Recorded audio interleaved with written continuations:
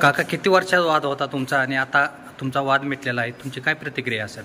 आमचा वाद जवळजवळ 25 वर्षाच्या आधीपासून चालू होता. आज मिटला, मला आनंद झाला. ते पुण्याला तारखेला गेलो मी, ते 3 दिवस आजारी पडायचो, की त्रास मला व्हायला, म्हणून आम्ही एकत्र येऊन मिटवला. तुम्हाला काय वाटतं? तेच वाद मिटला, हे मला आनंदाचं वातावरण झालं. आता इथलं पुढे व्यवस्थित दोघांनी राहावं हीच माझी इच्छा आहे. सरपंच साहेब, काय वाद होता आणि कसा मिटला? आमच्या गावातील पोपट सुभाष गणपत कनशे व मारुती गणपत कनशे यांचा जमिनीचा 25 वर्षाचा वाद होता.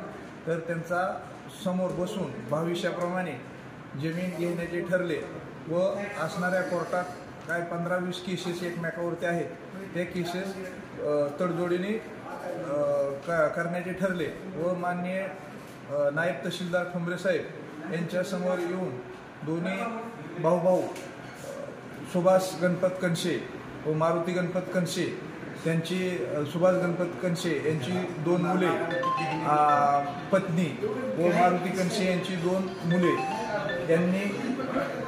यांनी नायब तहसीलदार ठोंबरे साहेब यांच्या समोर आमचा 25 वर्षाचा वाद मिटवत आहे व असणारे एकमेकांचे कोर्टातील दावे व महसूलचे दावे पूर्णपणे मिटवण्यात आलेले आहेत. माझे कार्यकर्ते म्हणून काम करता, तुमच्या गावातला हा 25 वर्षाचा वाद मिटलेला आहे, तुमची काय प्रतिक्रिया आहे याच्यावर?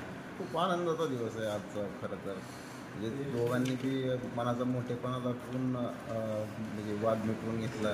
2 दिवस त्यामध्ये आम्हाला पण 2 दिवस त्यांच्या बरोबर जरा म्हणजे तडजोडी करण्यात गेले, पण शेवटी तो वाद मिटला.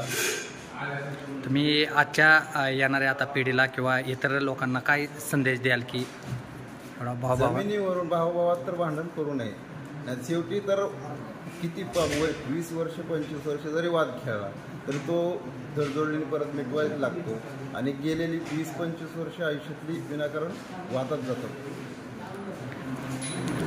आपण गावचे पोलीस पाटील आहात, भाऊभावांचा 25 वर्षाचा वाद आता मिटलेला आहे तुमच्या सर्वांच्या सहकार्यानं, तर तुमची काय प्रतिक्रिया आहे याच्यावर? माझी नावे गावातील सर्व ग्रामस्थांना आणि शेतकरी बंधूंना एवढीच विनंती राहील की बाबा आपापसात असणारे वाद हे समुपचाराने मिटले पाहिजे.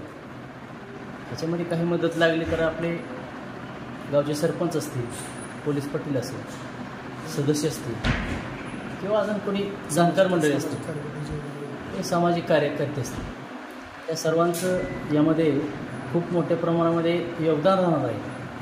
माझी सर्वांना एवढीच विनंती आहे की ह्या वादामध्ये आर्थिक नुकसान, वेळेचा अपव्यय आणि वादविवाद ह्याच्यातून चांगलं काय घडतच नाही, वाईटच घडणार आहे. आणि हे 1, 2, 3 पिढ्या 4 पिढ्यापर्यंत हा वाद चालत राहत असतो. ह्याच्यामध्ये खूप मोठं आर्थिक नुकसान होतं. तर माझी सर्वांना एवढीच विनंती राहील की कृपा करून गावातील सर्व ग्रामस्थांनी हे असे काही वाद असतील तर ते आपापसात मिटवून त्याच्यामध्ये तडजोड केली तर भविष्यामध्ये पूर्ववैमनस्य राहणार नाही. सर्व भावबंधू किंवा ग्रामस्थ सर्व एकत्रित गुण्यागोविंदाने नांदतील. बस एवढंच.